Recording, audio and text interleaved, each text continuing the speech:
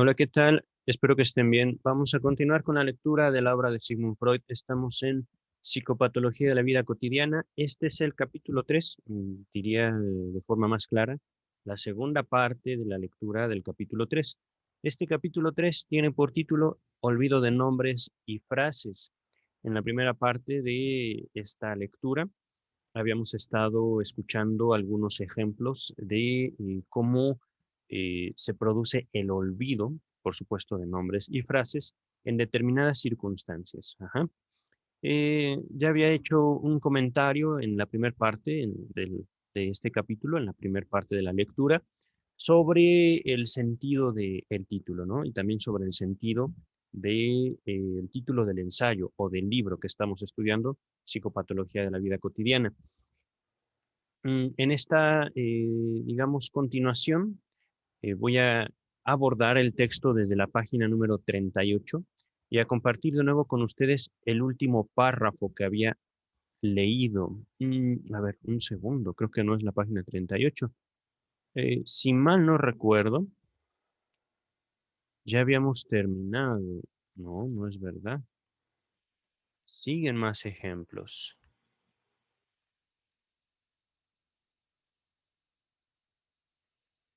Mm,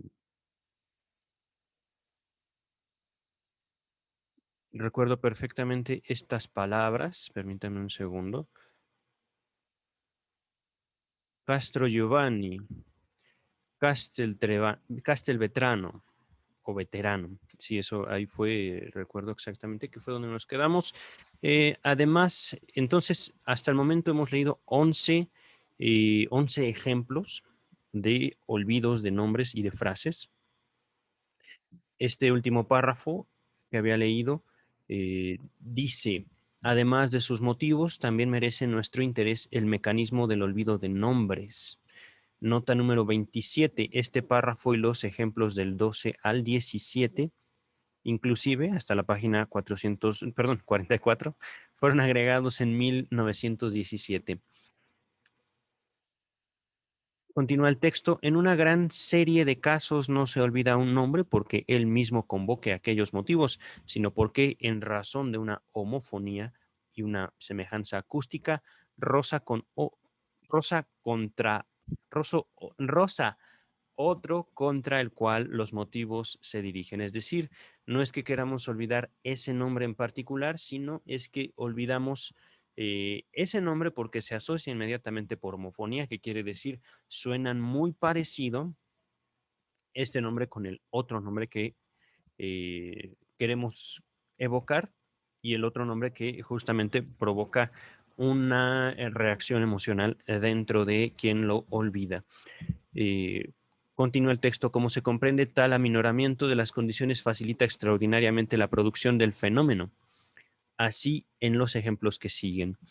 Mm, vamos a ver los ejemplos, pero antes de ver los ejemplos tengo una duda. No sé si el texto nos lo resuelva.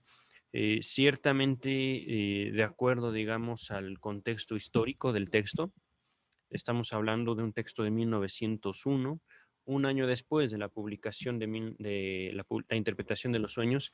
Les había comentado en el video anterior, en el primer video de El olvido de nombres y frases, que para el tiempo en el cual Freud escribe la psicopatología de la vida cotidiana, Freud no era el líder del movimiento científico y cultural histórico que hoy conocemos como psicoanálisis, pero este capítulo, el capítulo número 3, ya se compone tiempo después, ajá, como no solo nos lo dice en la nota número 27, que fue agregado del ejemplo 12, que estamos a punto de abordar al ejemplo 17, en el año de 1917, sino que en general todo este capítulo, el capítulo 3, les repito, fue hecho ya con contribuciones de muchos otros analistas, discípulos de Sigmund Freud. Ajá.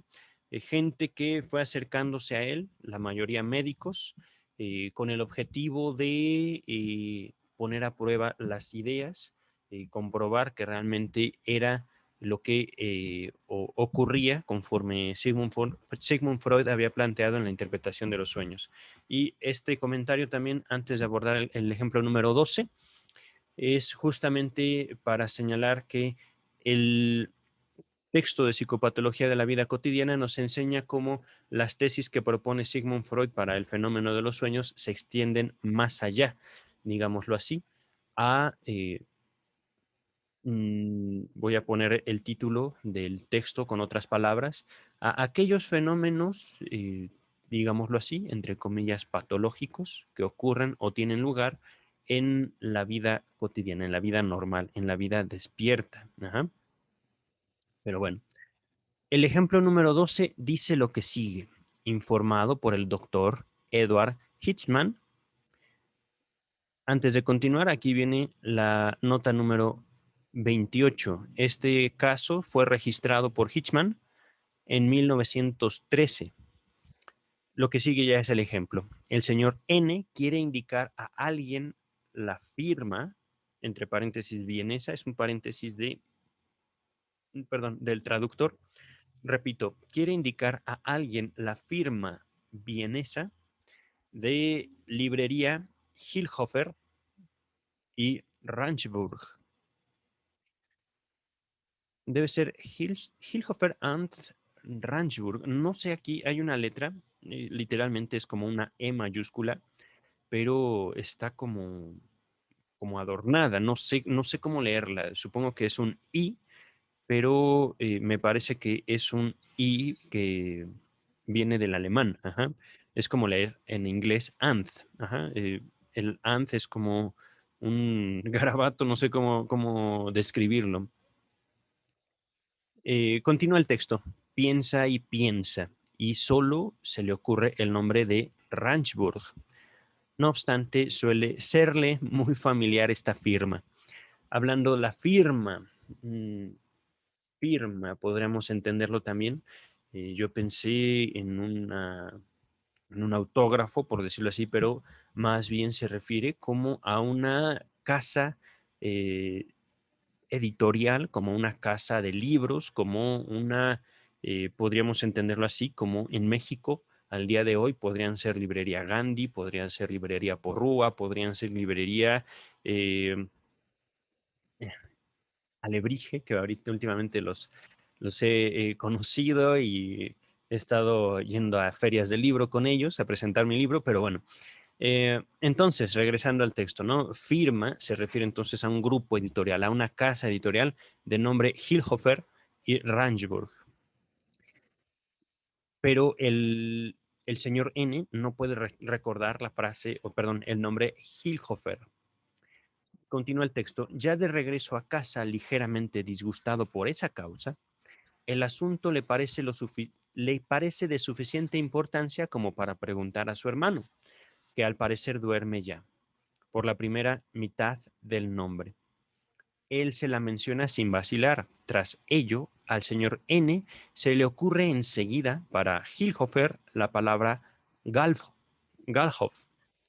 Por Galhof, meses antes, había dado un paseo en compañía de una atractiva muchacha, del que conservaba vivos recuerdos. Ella le había regalado entonces un objeto sobre el cual se leía, entre comillas, como recuerdo de Die schönen Alhofer Stunden, perdón, que quiere decir del alemán los hermosos momentos de Hallhof. Pocos días antes del olvido de aquel nombre, este objeto había recibido un fuerte daño, por casualidad en apariencia, al abrir él bruscamente el cajón que lo contenía, cosa que, familiarizado como estaba con el sentido de las acciones sintomáticas, comprobó no sin algún sentimiento de culpa. Por esos días, su talante hacia la dama era algo ambivalente, es decir, que sentía un poquito de gusto y un poquito de disgusto al verla. Podríamos llamarlo también esta ambivalencia como el sentimiento que contiene tanto amor como odio, ajá, como tanto atracción como repulsión al mismo tiempo. Antes de continuar, estaba yo esperando que se abriera. Aquí está. El navegador, estoy cerrando ahorita Facebook para dejar la Real Academia Española a la mano. Entonces, continuando con el sentimiento de este sujeto frente a esa dama atractiva que le regaló un recuerdo y que sin querer, entre comillas, es decir, ya con una una cierta agresión hacia ella. Él se desquita sobre el objeto, no sobre ella, sino sobre el regalo que ella le dio. eh, y siente el culpa, siente el señor N culpa. Ujú. Recuerden, todo esto lo estamos asociando justamente por el análisis del olvido del nombre, ¿cómo? Ya se me olvidó a mí también. He ahí la ambivalencia que yo estoy también eh, reconociendo en mí, Hilhofer. Entonces, Hilhofer no lo podía recordar él porque se asociaba homofónicamente, es decir, a él le parecía muy cercano el sonido Hilhofer a Hallhofer. Ajá. Hallhof, perdón. Hallhofer Stunden. En fin, regresamos entonces. Por esos días, repito, su talante hacia la dama, su talante quiere decir su sentir, ¿cómo decirlo? Ahorita no quiero recurrir a la Real Academia Española para buscar, digamos, algún sinónimo de talante. Su sentir hacia la dama era algo ambivalente. Sin duda que la amaba, pero vacilaba frente a los deseos matrimoniales de ella. Ah, mira, ahí finaliza el ejemplo número 12. Pero eh, se entiende, digamos, como el señor N, informado como por el doctor Hitchman, el señor N conoce a una mujer atractiva, tienen, digamos, algún tipo de química, tienen algún tipo de atracción, pero por razones que no están descritas en el caso, él empieza a desarrollar cierto sentimiento de rechazo hacia ella. Pero ella no solo, digamos, lo ve como un amigo, sino que quiere casarse. Y por supuesto, ante esa propuesta de una persona ante la cual no siente una total afinidad, más bien una mezcla de afinidad y una mezcla de reserva, el señor N empieza a desarrollar justamente, y todo esto de manera inconsciente, digamos, un rechazo hacia ella. Ajá. Rechazo que, por supuesto, él asocia con la palabra Hallhof, de la frase que ella escribió, Hallhofer, y que él liga Hallhof con Hilhofer. Ajá. Vamos a continuar al ejemplo número 13. Informado por el doctor Hans Sachs. Aquí viene el caso. En una plática sobre Génova y sus alrededores, un joven quiere nombrar también un lugar llamado Pegli, pero solo con esfuerzo, tras una atenta reflexión, puede recordarlo. Repito, puede recordarlo. Camino a su casa, medita sobre la penosa incomparecencia de ese nombre que tan familiar le era de ordinario, y a raíz de ello es conducido a la palabra de muy semejante sonido, Peli. Sabe que así se llama una isla de los mares del sur cuyos habitantes han conservado ciertos usos asombrosos. Con usos se refiere, digamos, a las tradiciones. Ajá. Hace poco se enteró sobre esto en un libro de etnología y en ese momento se propuso aprovechar tales noticias para una hipótesis propia. Entonces se le ocurre que Peli es también el escenario en que transcurre una novela que ha leído con interés y con gusto. Viene aquí el nombre de la novela en alemán, disculpen mi alemán, voy a tratar de leerlo como puedo. Van Santens glücklichste Zeit. Los días más dichosos de Van Santen. Mm, curioso. Del autor Lauritz Brunn. Los pensamientos de ese día lo habían ocupado casi sin par. Se anudaban a una carta recibida por él esa misma mañana de una dama que le era muy cara. No sé realmente a qué se refiere esa frase, pero vamos a continuar. Eso que le era muy cara. No sé si el trato con esta mujer le implicaba a él un gasto extraordinario, no lo sé. Continúa el texto. Esta carta le hizo temer que debiera renunciar a una cita convenida. Realmente, repito, abordo este texto sin saber a qué se refiere con que le era muy cara y con esa cita convenida. No está bien claro si es esa cita con esa dama o es una cita profesional que él tiene que aplazar o que él tiene que cancelar incluso para ver a esa dama. Tal vez esto tiene relación lo uno con lo otro, pero vamos a ver qué nos dice el texto. Luego de pasar todo el día del peor humor, salió al atardecer con el designio, es decir, el deseo de no torturarse más con esos tristes pensamientos y gozar, en cambio, con la mayor serenidad posible de la reunión que tenía en cierne, es decir, en vista, y que él estimaba enormemente. Es claro que por obra de la palabra Pegli podía correr enojoso riesgo su designio, tan entramado como estaba su sonido con Peli. Ahora bien, Peli, por haber cobrado una referencia a su yo en virtud del interés etnológico, no corporiza solo, entre comillas, los días más dichosos de Van Santen, sino los suyos propios y, por ende, los temores y cuidados que lo ocuparan todo el día. Es característico que solo consiguiera esta interpretación simple luego que una segunda carta transformó la duda en una gozosa certidumbre de pronto reencuentro.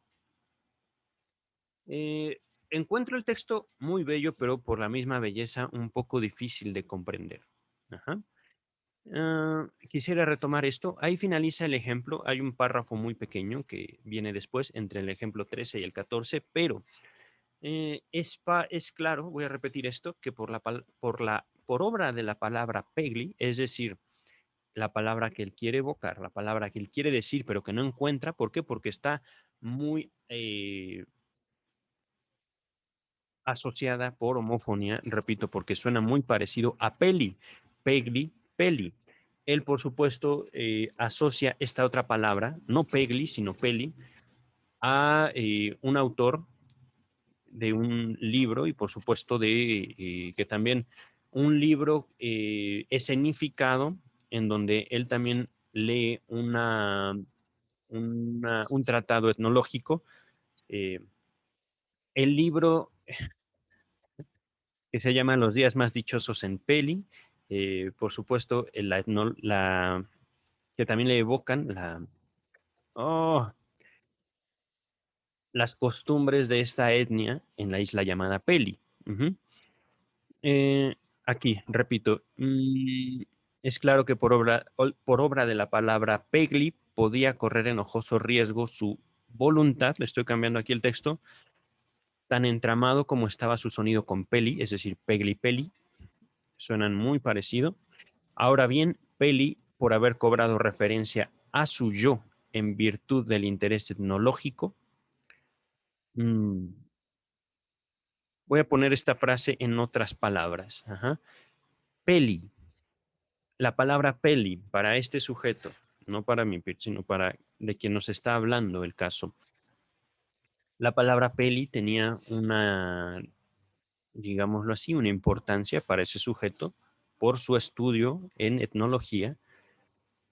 Peli, dice el texto, no corporiza solo, no solo trae, digamos, asociado los días más felices, perdón, los días más dichosos de Van Santen, del autor de aquella obra. No es no lógica, sino me parece que es también, digo, es que me queda claro que aquí hay dos obras. No, no es verdad. Van Santen era el no el autor, sino el protagonista de esta novela de Lauris Brunn.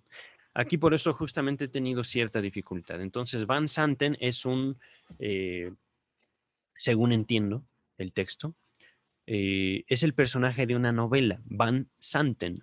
Ajá. Y por supuesto, este individuo, que no nos dicen el nombre, este individuo, asociando la palabra peli con el, el título de una novela llamada Los días más dichosos de Van Santen, no solo le recuerda los días más dichosos de Van Santen, sino los de él mismo. Ajá. Y por ende, es decir, por lo tanto, asociando, digamos, de manera pues prácticamente automática, los temores y cuidados que lo ocuparán todo el día. Es decir, quiero yo evocar la palabra Pegli, pero recuerdo también, y esto lo estoy poniendo en palabras, que he leído una novela Los días más dichosos de Van Santen, que tienen lugar en Peli, una isla, ¿en dónde? Una isla en los mares del sur, una isla poco habitada. Pero el título me evoca no solo los días más felices de Van Santen, sino mis propios días más felices, días que por supuesto pasé al lado de una dama que me salió muy cara. Dice, digámoslo así, el texto, ¿no? Continúa el texto, es característico que solo consiguiera esta interpretación simple luego que una segunda carta transformó la duda, ¿la veré o no la veré?, en una gozosa certidumbre de pronto reencuentro. Continúa y finaliza este ejemplo número 13. Si a raíz de este ejemplo uno se acuerda de otro que le es, por así decir, vecino, aquel en que no acudía el nombre del lugar Nervi, ejemplo número 1, se advierte cómo el sentido doble de una palabra es sustituible por la semejanza de sonido entre dos palabras.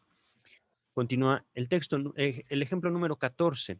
Al parecer este es un ejemplo de Sigmund Freud. Cuando en 1915 estalló la guerra con Italia, pude hacer en mí mismo la observación de que de pronto le eran sustraídas a mi memoria toda una serie de nombres de locaciones italianas que de ordinario fácilmente poseía. Como tantos otros alemanes, me había hecho el hábito de pasar una parte de mis vacaciones en suelo italiano, y no pude dudar de que ese masivo olvido de nombres era la expresión de una comprensible enemistad hacia Italia, que reemplazaba al amor anterior. Sin embargo, junto a este olvido de nombres de motivación directa, se insinuó además otro, indirecto, que se podía reconducir a ese mismo influjo. Me inclinaba a olvidar también nombres de localidades no italianas, y en la indagación de tales sucesos hallé que esos nombres se entramaban con los hostiles, proscritos, es decir, separados, aislados, por alguna distante resonancia. Así, un día me martiricé para recordar el nombre de una ciudad morava de Vicens, perdón, no sé, Vicens. Cuando al fin se me ocurrió, enseguida supe que ese olvido debía ponerse en la cuenta del Palazzo Vicenzi, en Orvieto. En ese palacio se encuentra el Hotel Bel Arti, donde yo residí durante todas mis estadías en Orvieto. Nota número 29, pero voy a acabar este párrafo, ¿vale? Y desde luego los recuerdos más caros eran los más dañados por la alteración de mi actitud de sentimiento. Se está aquí haciendo, bueno, estoy yo haciendo un énfasis, ¿no? Los recuerdos más caros eran los más dañados. Recuerdos más caros, no estoy tan convencido de que deba tomarse literal esta palabra en sentido económico, es decir, los recuerdos que me costaron más dinero. ¿Podría yo entender esta palabra, los recuerdos más caros, es decir, los recuerdos más atesorados, eran los más dañados por mi alteración por la alteración de mi actitud de sentimiento? Ah, voy a dejar ese paréntesis abierto. No sé si yo pienso que estas palabras, los recuerdos más caros, es justamente los recuerdos más atesorados. Ajá. Antes de continuar, entonces está la nota a pie de página número 29 acerca de el hotel Bel Arti, donde yo residí durante todas mis estadías en Orvieto. Aquí nos dice el traductor, este ejemplo se menciona sucintamente, es decir, directamente, en las conferencias de introducción al psicoanálisis en el volumen 15. Vamos a continuar. Algunos ejemplos más habrán de advertirnos cuán diversos son los propósitos a cuyo servicio puede estar la operación fallida del olvido de nombres. Ejemplo número 15 dice, informado por A.J. Stroffer. No, perdón, Storfer.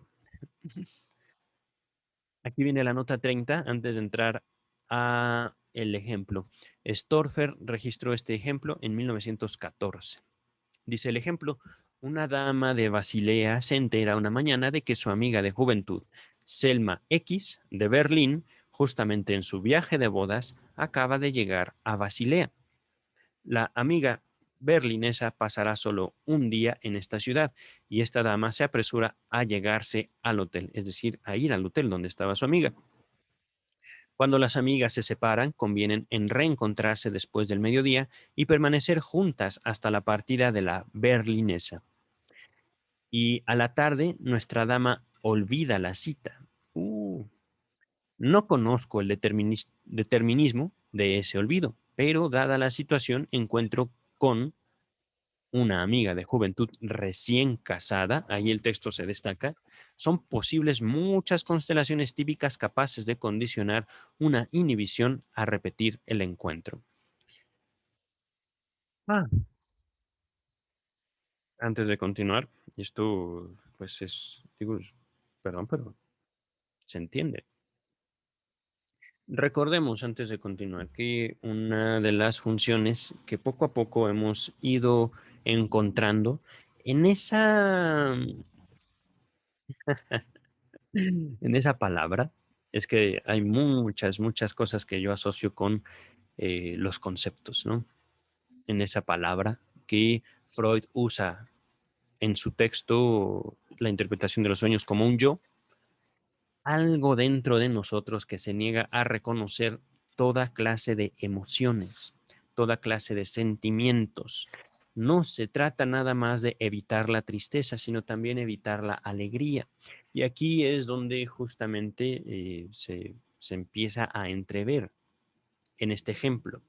Una de las funciones del yo es, digamos, la del desconocimiento, en el sentido en el cual el yo busca apartarse literalmente de todo lo que le provoque una emoción cualquiera, incluso la felicidad.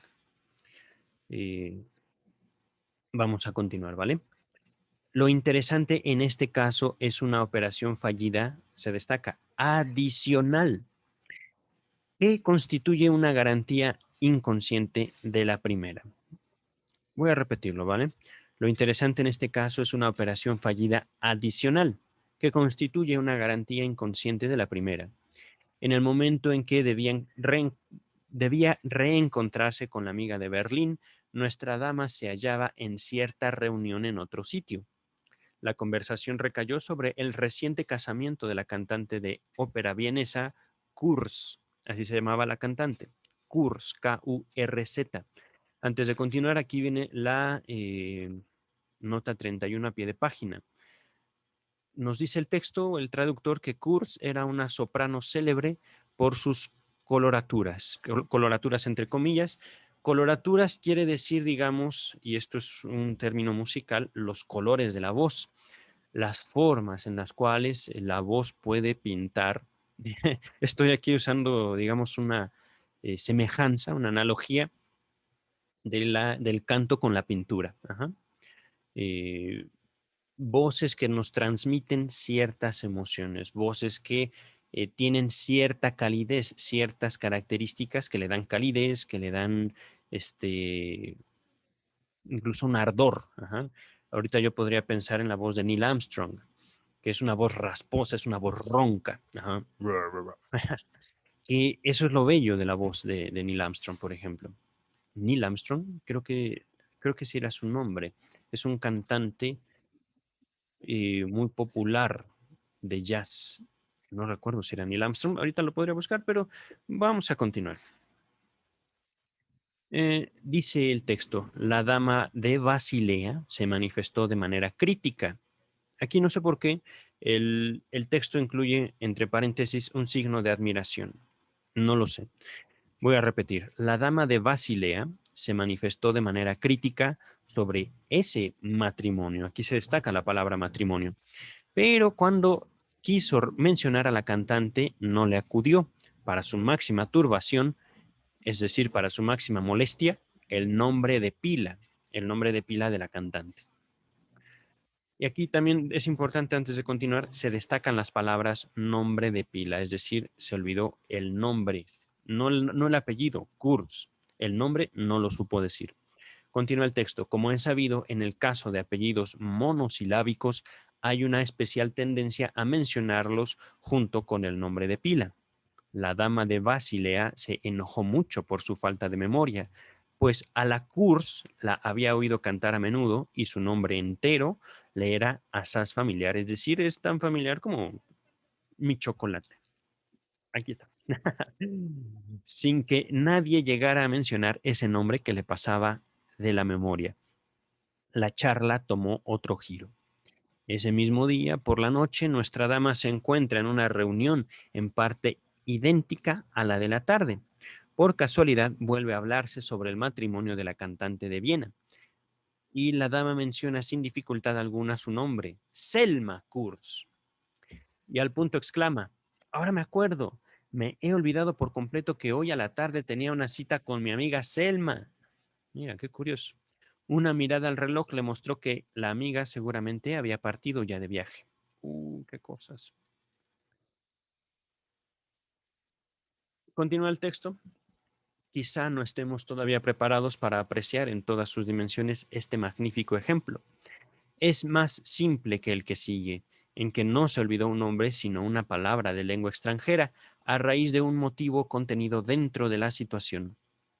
Vamos notando que ya tratamos con los mismos procesos. Perdón, he leído mal. Vamos notando que ya que tratamos con los mismos procesos, recaigan estos sobre apellidos, nombres de pila, palabras de lengua extranjera o frases. Aquí un joven olvida una palabra inglesa que significa oro, entre comillas, idéntica a la alemana, Gold, para hallar ocasión de realizar una acción que deseaba. Ejemplo número 16 dice, informado por el doctor Hans Sachs. Un joven conoce en una pensión a una inglesa que le gusta. Durante la primera velada que pasan en compañía, él mantiene plática en la lengua materna de ella, que domina pasablemente. Cuando quiere emplear la palabra inglesa para oro, no se le ocurre el vocablo, no obstante buscarlo con afán. En cambio, lo asedian como palabras sustitutivas la francesa or, la latina aurum, la griega shiro, no, shirizos, y tan tenazmente que apenas puede rechazarlas, aunque sabe con precisión que no guardan parentesco alguno con la palabra buscada. Es decir, ni or, ni aurum, ni shirizos significan oro en estas lenguas. Al fin, no haya para hacerse entender más camino que tocar un anillo de oro que la dama llevaba en su mano, y abochornado se entera, por boca de ella, que la palabra tan buscada era idéntica a la alemana para denotar oro, es decir, a saber, Gold. El alto valor de ese contacto, fruto del olvido, no reside meramente en la inocente satisfacción de la pulsión de tomar y tocar. Es decir, ay, no encuentro, no sé cómo la palabra que quiero usar, pero préstame tu mano, querida. Esto ya la tiene la mano de ella en la mano de él. Que por cierto, dice el texto, en otras ocasiones los enamorados aprovechan con celo, sino mucho más en permitir aclararse las perspectivas del cortejo. Lo inconsciente de la dama colegirá, en particular, si siente simpatía hacia el compañero de charla, el fin erótico del olvido, oculto tras la máscara inocente. El modo en que ella reciba el contacto y admita la motivación es apto para proporcionar a ambas partes un medio de entendimiento, inconsciente, sí, pero muy significativo acerca de las posibilidades del flirt. Flirt es la palabra inglesa para el coqueteo, que habían iniciado. Este fue un ejemplo muy bello. Dice el ejemplo número 17. Comunico todavía, según J. Stark, eh, latinizado este nombre sería Starke. Una interesante observación de olvido y recuperación de un apellido, singularizada por conectarse al olvido del nombre, la falsificación de la frase de una poesía, como en el ejemplo de la novia de Corinto. Esto fue expuesto en las páginas previas. Página 23, no recuerdo el número del ejemplo, pero sí ya se vio en el video pasado. Ahora, al respecto del nombre, J. Stark, viene la nota número 32. Seguramente nos dirá el año Stark 1916. Es decir, este ejemplo fue registrado en 1916. Dice el ejemplo, Z, un anciano, jurista y lingüista, refiere en cierta reunión que en la época en que él estudiaba en Alemania, conoció a un alumno extraordinariamente bobo y sobre su estupidez supo contar muchas anécdotas, pero no puede acordarse de su nombre. Cree que empieza con W, pero se retracta de esto. Se acuerda de que ese estudiante bobo se hizo después, se destaca, comerciante en vinos. No, vinos no una ciudad, no un lugar que por yo desconocer Europa podría pensar, no, es comerciante literalmente de un vino, de una bebida fermentada, ¿vale? Continúa el texto. Luego vuelve a narrar una anécdota sobre la estupidez de ese mismo individuo y torna a asombrarse de que su nombre no se le ocurra. Dice entonces, entre comillas, era un asno tal que todavía no entiendo cómo pude inculcarle el latín a fuerza de repetírselo. Un instante después se acuerda que el nombre buscado termina en man. Ahora le preguntamos si se le ocurre otro nombre terminado en man. Y él dice Earthman, hombre tierra. Earthman es una palabra compuesta del alemán. Continúa el texto. ¿Y quién es este? Era también un estudiante de aquel tiempo, contesta él. Z. Ajá. Pero su hija señala que también existe un profesor Erdmann. Una averiguación más precisa muestra que este profesor Erdmann publicó en la revista por él dirigida, pero solo en forma abreviada, un trabajo que Z, este señor que olvida, le había enviado, estando él en desacuerdo parcial con ese trabajo, etcétera, y que Z sintió bastante desagrado por esto. Además, según me enteré luego en años anteriores, Z había tenido perspectivas de ser profesor en la misma disciplina que ahora enseña el profesor E. Debe ser Earthman. Pero bueno, aquí dice nada más profesor E. Profesor E. Y por esto también, en este aspecto, su nombre acaso le toque una cuerda sensible. Y ahora, de repente, le acude el nombre del estudiante bobo, Lindemann, puesto que ya antes había recordado que el nombre terminaba en man, Linde, la palabra alemana Linde, que significa tilo. Ahorita voy a buscar más precisamente en el traductor de Google. Linde había permanecido reprimido más tiempo. Tilo, a ver, un segundo. Aquí ya tengo abierto el traductor. A ver, vamos a ver, no del inglés, no, del alemán al español. Linde, árbol de tilo. Yo realmente desconozco cuál es el tilo, pero estoy buscando ahorita también en Google. Entonces simplemente es un árbol, es una clase de árbol. Ah, mm, qué curioso. Ahorita estoy viendo en Google, por supuesto yo los invito a buscar qué es un tilo, Tilo, y es un árbol muy lindo. Tiene florecillas muy curiosas, amarillas. Oh, el amarillo. Me llama el amarillo otra vez. Pero bueno, vamos a continuar. A la pregunta sobre qué se le ocurre a raíz de tilo, dice primero, nada se me ocurre sobre eso. Esforzado por mí en el sentido de que algo, empero, debía de ocurrírsele a raíz de esa palabra, dice mirando a lo alto y haciendo con la mano un ademán en el aire, bien pues, un tilo es un árbol hermoso. Más bien, no quiere ocurrírsele. Todos callan, cada quien prosigue con sus lecturas y otras ocupaciones, hasta que Z, unos momentos después, cita lo siguiente con tono de ensoñación. Así se yerga con fines, así se yerga con firmes huesos y flexibles sobre la tierra.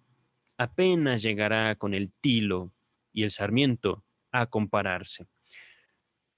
Aquí en esta lectura, en este pensamiento, esta frase que Z eh, compartió en aquella ocasión, se destacan las palabras tierra, tilo y sarmiento. Ajá.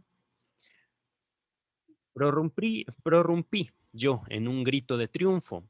Ahí tenemos a Erdmann. Dije, aquel hombre que se yergue sobre la tierra, del alemán Erde, lo estoy latinizando, yo creo que se debe pronunciar Erd, es pues el Erdmann o Erdmann, Erdemann, y no puede erguirse, es decir, levantarse, ponerse de pie, hasta compararse ni con el tilo, el árbol, Lindemann, ni con la vid, el comerciante de vinos.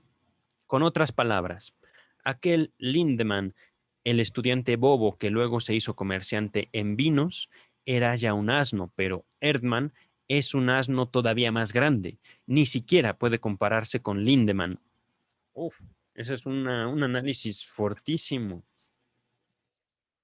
Y por supuesto en ese olvido está contenido justamente el rencor, el odio que provocaba este profesor Erdmann hacia Z. Ujú. Un dicho así de burla o escarnio tenido en lo inconsciente es algo muy habitual. Por eso considero haber hallado de esta manera la principal causa de este olvido de nombre. Ahora pregunto por la poesía de donde procedían los versos citados. Z dijo que se trataba de un poema de Goethe.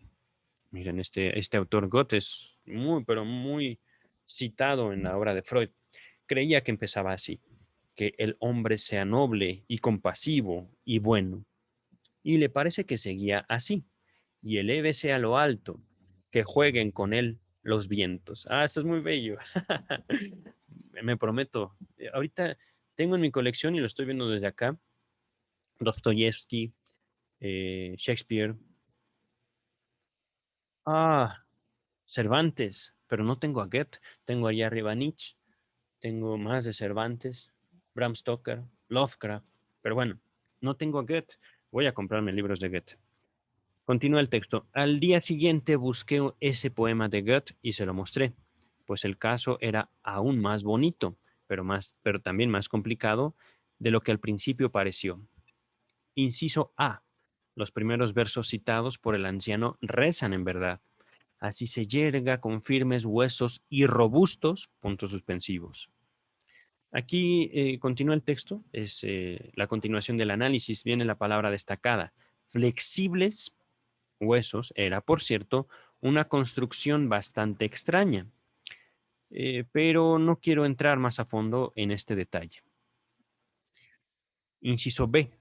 Los versos siguientes de la estrofa, puntos suspensivos, sobre la, sobre la de sólidas raíces, la que dura, la tierra, apenas llegará con la encina y el sarmiento a compararse.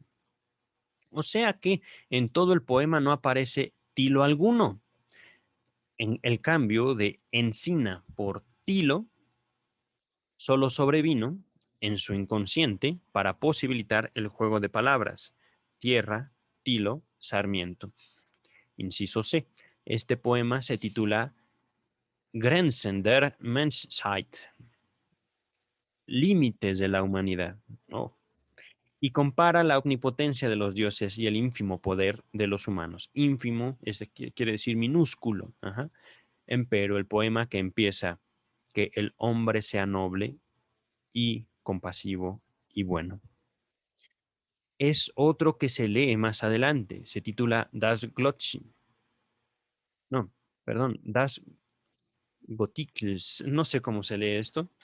En primer lugar, el alemán acostumbra poner dos puntitos sobre la O, sobre las vocales. Ya que tengo abierto el traductor del alemán, vamos a poner esto. Pero dos puntitos. Ay,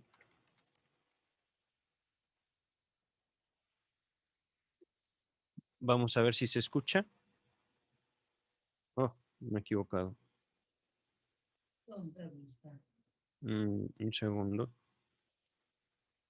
Un segundito, un segundito.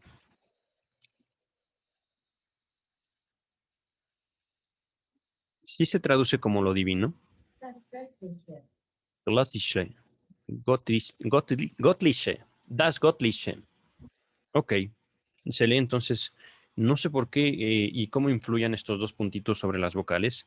Voy a seguir estudiando alemán, pero das Göttliche, lo divino, y también tiene pensamientos sobre dioses y hombres. Por no haber entrado aquí con más hondura, a lo sumo puedo conjeturar que en la génesis de este caso desempeñaron su papel unos pensamientos sobre la vida y la muerte, sobre lo temporal y lo eterno, y sobre la propia frágil vida del individuo y su futura muerte. En muchos de estos ejemplos se requerirán todas las sutilezas de la técnica psicoanalítica para esclarecer un olvido de nombre.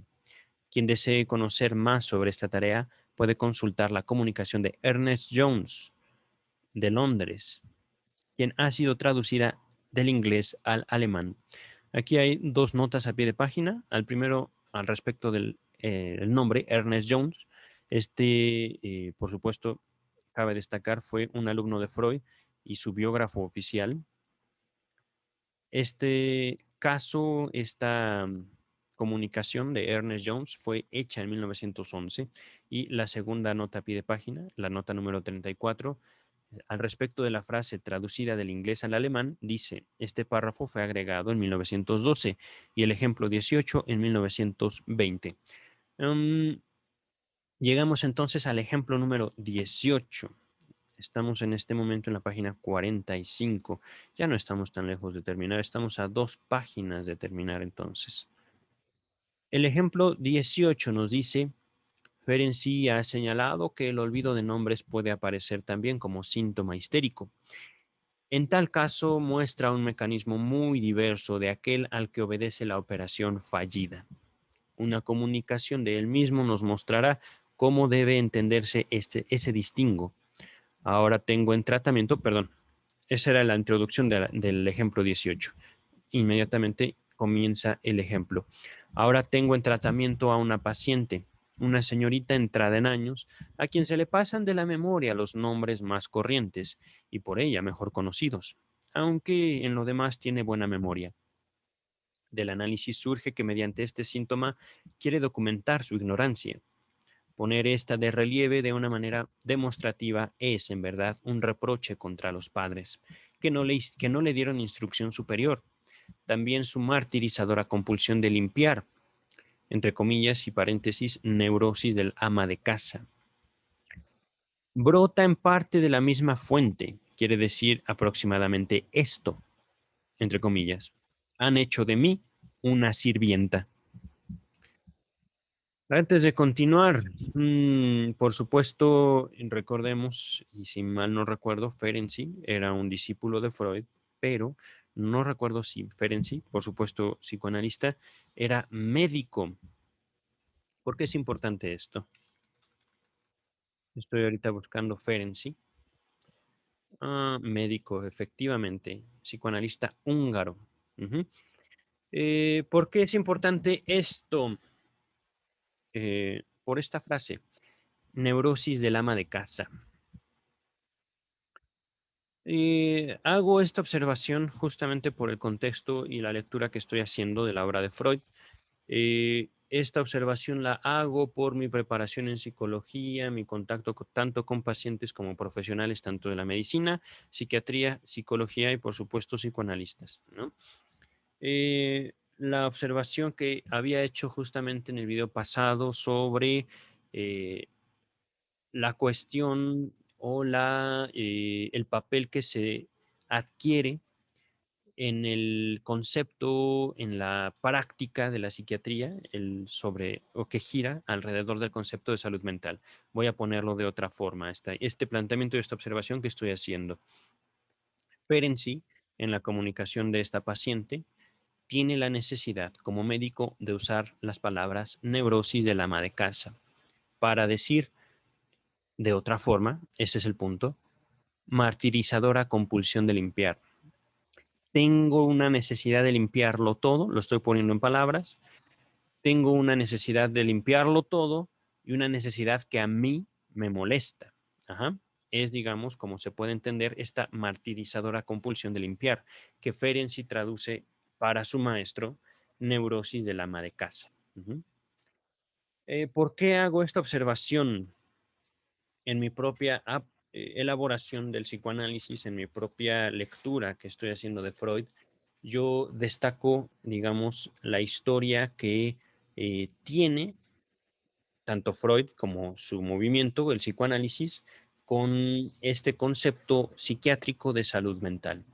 Para el día de hoy, que estoy grabando esto, el 6 de junio del 2021, yo he puesto en cuestionamiento, no solo en mi libro, sino también en mi contacto con otros profesionales, tanto la utilidad del concepto de salud mental como el destino incluso, que tienen muchos pacientes diagnosticados con algún problema, entre comillas, de salud mental.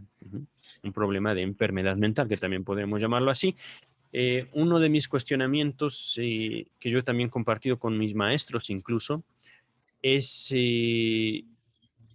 la apropiación o lo correcto de usar el término salud mental cuando realmente no podemos decir que una persona adquiere salud mental una vez que se ha cancelado un síntoma. ¿Qué es la salud mental? Es algo que yo al día de hoy me sigo preguntando.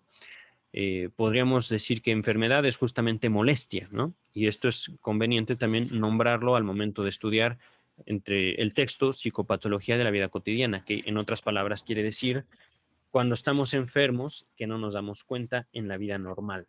Ajá. Es un título un tanto contradictorio, psicopatología de la vida cotidiana. Aquí podemos entender que en el caso nombrado por Ferenczi, médico húngaro, por supuesto un discípulo directo de Sigmund Freud, Ferenczi tiene la necesidad de nombrar una condición que a él lo liga, a Ferenczi lo liga con el trabajo que ha hecho su maestro Sigmund Freud. Un trabajo que parte de la neurología, ajá, pero que por supuesto ha sido abordado e incluso negado para la psicología y para la psiquiatría del día de hoy. Esto lo menciono, por supuesto, por mi contacto con muchos profesionales, tanto de la psicología como de la psiquiatría. Entonces, uno de los trabajos que sigo yo elaborando en uno de mis libros, que he titulado Hablemos de psicología o psico, es un juego de palabras, por supuesto, pero tiene mucho, mucho, mucho contexto. Lo que yo me pregunto, y lo voy a hacer, lo voy a manifestar claro, ¿hasta qué punto hacemos bien al señalar una patología mental, siendo que más bien me parece estamos haciendo un daño? Lo pongo de esa manera. Ajá. Al clasificar a las personas como enfermos mentales, entre comillas, se les está haciendo un daño, no se les está beneficiando de alguna manera.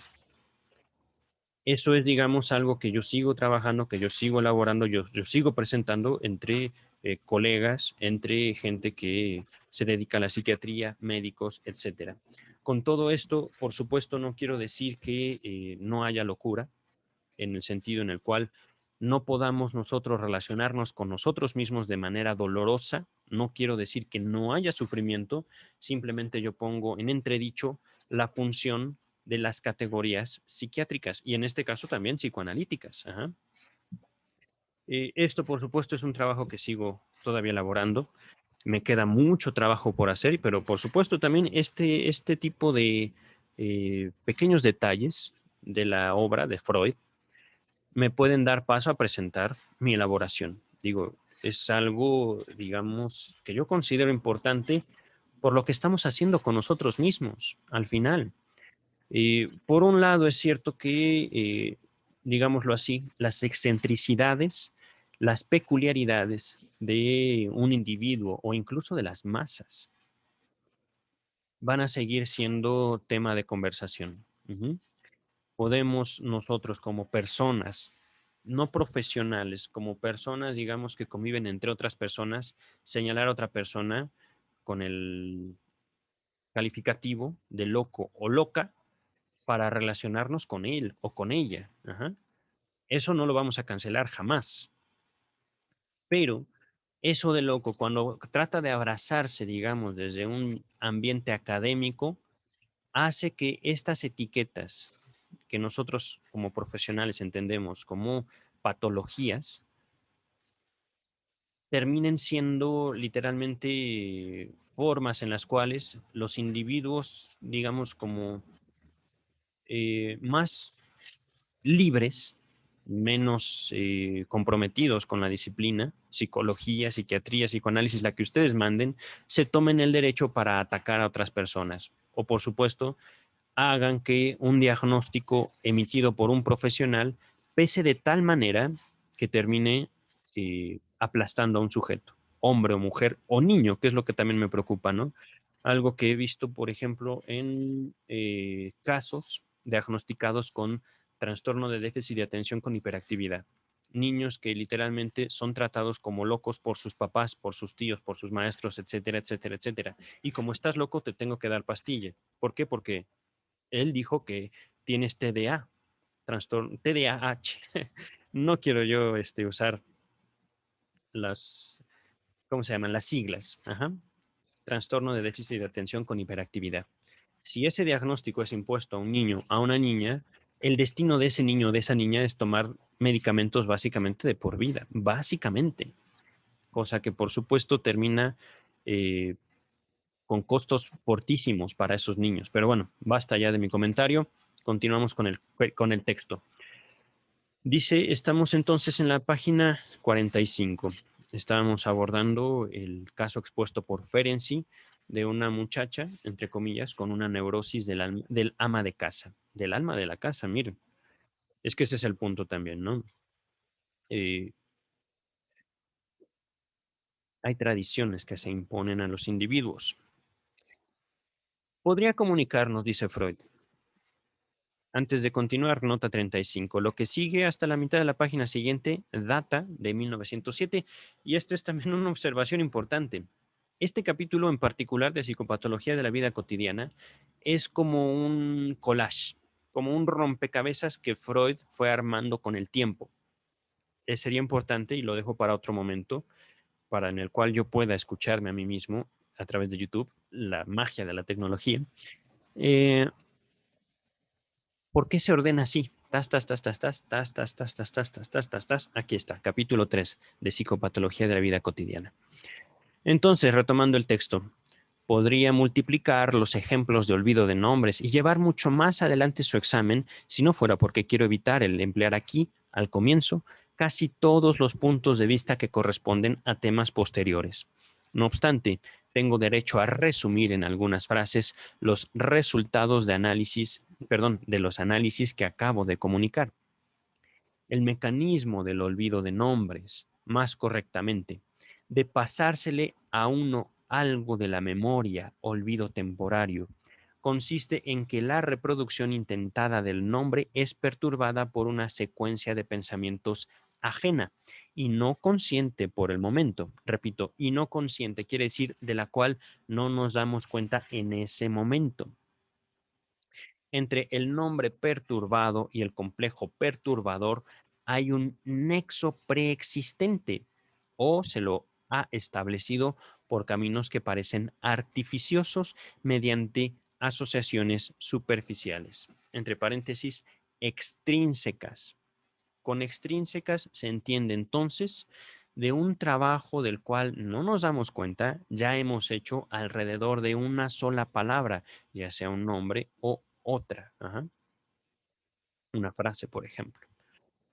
Continúa el texto. Los complejos perturbadores más eficaces demuestran ser los de la referencia a sí propio. Es una frase que ha usado Freud en este texto. No, no la puedo yo rastrear, no la puedo yo señalar en textos pasados, en la interpretación de los sueños o en los historiales, estudios sobre la histeria. Ajá. Repito, los complejos perturbadores, complejos, antes de continuar, complejo se refiere a un cúmulo de pensamientos, a un cúmulo de representaciones asociados con una sola palabra. Antes de continuar, recordemos que he usado la palabra conjunto de pensamientos, ¿vale? Pero sería más correcto decir conjunto de representaciones. Las representaciones pueden ser pensamientos, palabras, imágenes, recuerdos, fantasías, emociones, etcétera. Ajá. Los complejos perturbadores más eficaces para el olvido demuestran ser los de la referencia a sí propio, los personales, familiares, profesionales. Ajá. Un nombre a raíz de una multivocidad pertenezca, repito, un nombre que a raíz de una multivocidad pertenezca a varios círculos de pensamiento o complejos, será perturbado a menudo en el contexto de una de esas secuencias de pensamiento por su copertenencia a otro complejo más intenso. Entre los motivos de estas perturbaciones se destaca el propósito de evitar que se despierte displacer debido al recuerdo. Mm, Entre los motivos de estas perturbaciones. Esto me llama la atención.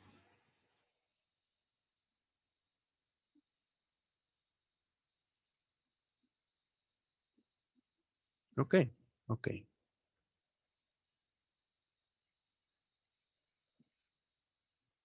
Voy a repetirlo. Entre los motivos de estas perturbaciones. Perturbaciones se refiere justamente a que un, voy a usar las palabras del mismo texto, un complejo de ideas, de pensamientos, nos estorbe al momento de querer usar una palabra, un nombre. A eso se le llama, digamos, esta perturbación, ¿no? Este choque que podemos encontrar entre pensamientos de los cuales no nos damos cuenta hasta que no podemos decir, usar una palabra. Ajá. Simplemente se nos ha olvidado. Entre los motivos de estas perturbaciones se destaca el propósito de evitar que se despierte displacer debido al recuerdo. Aquí, antes de continuar, el texto dice displacer literalmente, pero tampoco podemos descartar que el placer, incluso, y aquí me estoy viendo como muy estricto en mi lectura, Freud dice displacer. Literalmente, el texto dice displacer, pero una manifestación de placer en un momento equivocado también da por lugar un olvido. Entonces, no es una cuestión de placer, es una cuestión, eh, no es una cuestión de displacer, no es una molestia hacia el yo, digamos, no es una molestia que nosotros encontremos pasajera incluso. Es que las emociones, lo voy a decir como se me ocurre, como se me impone también en este momento, las emociones pueden tener, digamos, manifestaciones que no le son convenientes al individuo de tiempo en tiempo. Una sonrisa, por ejemplo, ante una mala noticia, un gusto culposo, eso es, digamos, la palabra más adecuada, un gusto culposo manifestado en un determinado momento podría traer consecuencias graves para una persona, pero graves.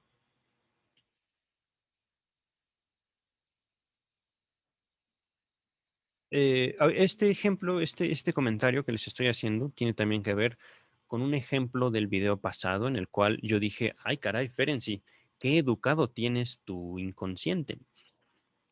No lo voy a recordar todo, simplemente diré que eh, justo lo inconsciente no es nada más aquello de lo cual nosotros queremos apartarnos voluntariamente, queremos reprimir, es la palabra más adecuada para ese acto que hacemos hacia algo de nosotros, ajá. Sino también algo que puede ser gustoso para nosotros, pero que en ese momento, justo en ese momento, tenemos que hacer a un lado. No porque nos cause displacer, ese es el punto, sino porque ese placer manifestado, reconocido en ese momento, puede traernos consecuencias terribles. Ujú. Continúa el texto, ya estamos a punto de acabarlo. En general, se pueden distinguir dos casos principales de olvido de nombres: que el nombre mismo toque algo desagradable o que se conecte con otro que posee ese efecto. De suerte que unos nombres pueden ser perturbados en su reproducción por causa de ellos mismos o de sus vínculos asociativos más próximos o más distantes. Una ojeada al conjunto de estos enunciados generales nos permite comprender que el olvido temporario de nombres propios se observe como la más frecuente de nuestras operaciones fallidas. Ejemplo 19. Permítame un segundo, ya me está pesando la lectura sobre la garganta. Voy abriendo mi chocolate, pero voy leyendo el ejemplo 19. Muy lejos estamos, sin embargo, de haber delineado todas las peculiaridades de este fenómeno. He de señalar todavía que el olvido de nombres es contagioso en alto grado, ¿cierto?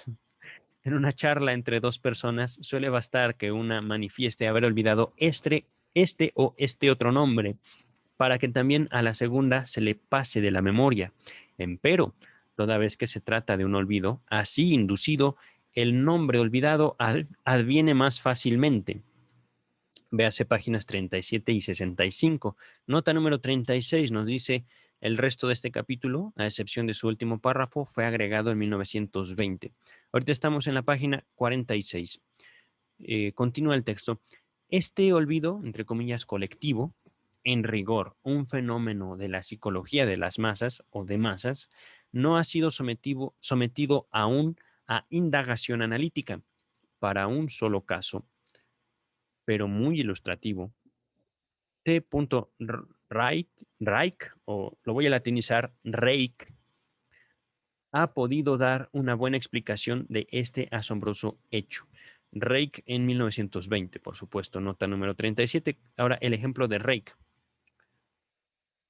En una pequeña reunión de universitarios, donde se encontraban también dos muchachas estudiantes de filosofía, se hablaban de los innumerables problemas que el origen del cristianismo plantea a la historia de la cultura y a la ciencia de la religión. Cabe destacar la frase aquí, yo la destaco, ciencia de la religión. Esto lo hago por mis numerosos colegas y maestros que afirman que la religión es un estorbo para la ciencia. No es así. De hecho, la ciencia se funda en la religión. Eso lo explico en mi libro, pero continúo. Una de aquellas jóvenes que participaba en la plática se acordó de haber leído, no hacía mucho, en una novela inglesa, un atractivo cuadro de las múltiples corrientes religiosas que se agitaban en aquel tiempo. Agregó que en la novela se pintaba toda la vida de Cristo, desde su nacimiento hasta su muerte, pero no quiso ocurrírsele el nombre de esa creación literaria. Su recuerdo visual de la cubierta del libro y la tipografía del título le era hipernítido. Aquí dice, véase página 20, número 7, nota 7, pero continúo con el texto. Tres de los jóvenes presentes afirmaron conocer asimismo la novela y señalaron que, cosa rara, tampoco a ellos les acudía el nombre. Puntos suspensivos. Ahí finaliza al parecer el ejemplo.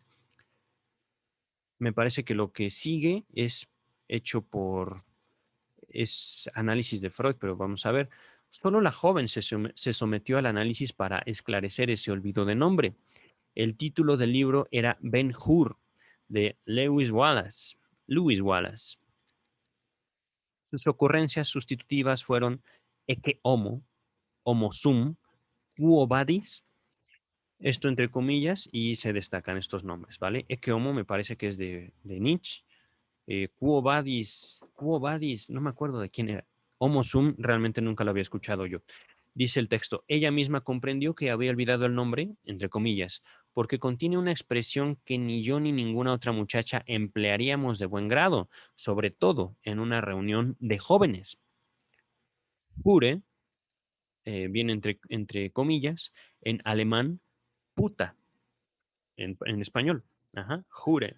Debe ser whore, o en inglés sería como whore. Merced al interesantísimo análisis, esta explicación se profundizó todavía más. Es que, rozando aquel nexo, la traducción de homo, hombre, cobra un significado mal reputado. Reputado, no sé a qué se refiere esta palabra.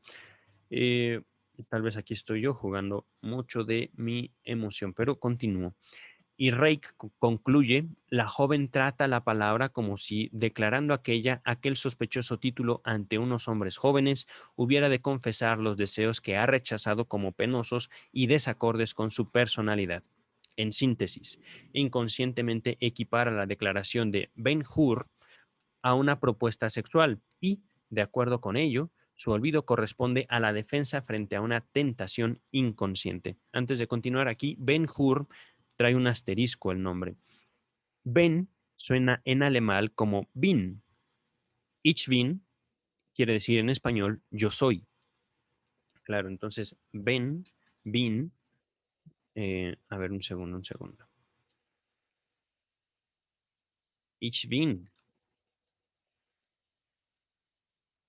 no sé cómo se pronuncia, jure, estoy latinizando aquí el alemán, debe ser en inglés, jor. A ver, entonces, tenemos razones, continúa Reich, para suponer que parecidos procesos inconscientes condicionaron el olvido de los jóvenes. Es decir, ah, yo no quiero acordarme de la palabra puta frente a unas mujeres que considero inteligentes, honrosas. Ajá. El inconsciente de ellos aprehendió con H, es decir, tomó el olvido de la muchacha en su significado real y efectivo, interpretándolo, por así decir, puntos suspensivos. El olvido de los hombres figura un miramiento, es decir, una consideración, una, una elaboración, un trabajo, por aquella conducta de rechazo. Es decir, yo puedo entender que no se te ocurra una palabra que en nuestra frase, en nuestra palabra, en nuestra lengua natal, tiene relación con una mujer de dudosa moralidad. Ajá, y eso como que se me olvida. Ajá. Estoy haciendo, digamos, estoy poniendo ese olvido en otras palabras. Ajá. Es como si su interlocutora, con su repentina falta, dice el texto, falta de memoria, les hubiera dado la nítida señal y ellos inconscientemente la hubieran comprendido bien. Fascinante, ciertamente. Hay también, este párrafo data de 1909, nos dice Strachey. Hay también un olvido continuado de nombres en que toda una cadena de ellos se sustrae de la memoria. Sí, para recobrar un nombre que se nos ha pasado, se quiere echar a mano a otros que con aquel mantiene una conexión firme. No es raro que también estos, buscados como puntos de apoyo, se hurten, se roben. Lo estoy poniendo en otra palabra. Ajá. Así, el olvido salta de uno a otro, como para demostrar la existencia de un impedimento nada fácil de eliminar. Ahí finaliza el capítulo número 3. Estamos en este momento en la página 47 del volumen sexto de la obra de Sigmund Freud. Finalizamos entonces este video. No sé cuánto tiempo llevo aquí, pero ya un poquito. Cuídense mucho, nos estamos viendo pronto. Bye.